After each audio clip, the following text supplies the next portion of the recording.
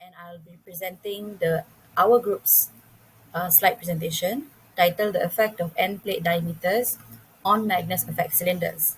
So to get into our introduction, the problem statement of our project gives that when objects fall, the trajectory is marked by a downward force, as well as a force perpendicular to the direction of motion. This sideways force is the effect of the Magnus effect.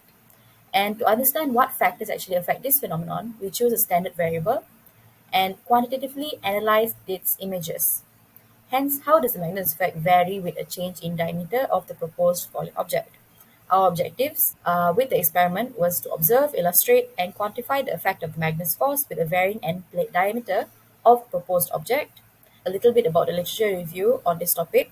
Going way back to 1853, Heinrich Gustav Magnus studied the lift force that is produced by rotating spherical or cylindrical objects, forming the basis of fluid mechanics that we know today. Stemming from Bernoulli's theorem, we can put it simply that we have a higher speed of motion in a fluid, the pressure at that particular spot of interaction between oppositely acting forces will decrease. So the Magnus, sometimes called Robin's effect, describes the curvature of the trajectory. The first explanation of the lateral deflection of a spinning object had already been observed around 1671 by Sir Isaac Newton and received its final name after Dr. Heinrich Magnus, who quantitatively described the phenomenon in 1852, as mentioned above. Written in the Principles of Gunnery in 1742, Benjamin Robbins managed to depict the Magnus effect before the peak of Magnus's discoveries. Robbins used cannonballs in his investigation of the phenomenon. Sir Isaac Newton in 1671 was said to have discovered the Magnus effect in tennis matches, where he could determine the turn of the ball dependent on its speed of rotation, which coincided with Lord Rayleigh in 1877, who remarked that a rapidly rotating ball moving through air will often deviate considerably from its vertical plane.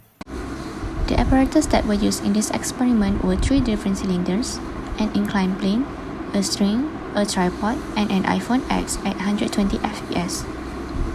The methodology part consists of 3 parts, starting with the process of making the cylinder, followed by the experiment, and then the final part, which is the image processing via Fiji. 3 cylinders with a length 180, diameter of 95 mm were made. All 3 cylinders have different protruding diameters of end plates, which are 0, 28, and 68 mm. Firstly, a piece of paper was rolled into a cylinder shape. A piece of sugar paper was cut into a round shape with 3 different diameters, as mentioned before. The cylinder and the end plates were combined together. The end plate was marked with stickers at the center and at the edge to detect the coordinates. Then, the 3 cylinders were weighted as stated in the slide. The setup was arranged as shown by figures 1 and 2. Next, the slope was placed on the shelf to make it higher.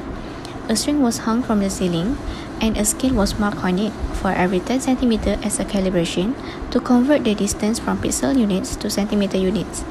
The cylinder with a diameter of 95 mm at the end plate was released by the slope, and it was recorded. The step was repeated by using 2 other cylinders with end plates with diameters of 123 and 163 mm. Lastly, image processing was done.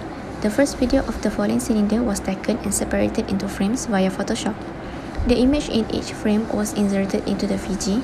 The position of marked stickers at the end plate was determined by thresholding in Fiji. The trackmate was used to classify whether it was the edge or the center of the marked sticker and get the data on its position. Okay, now I will talk about the results and analysis of our experiment.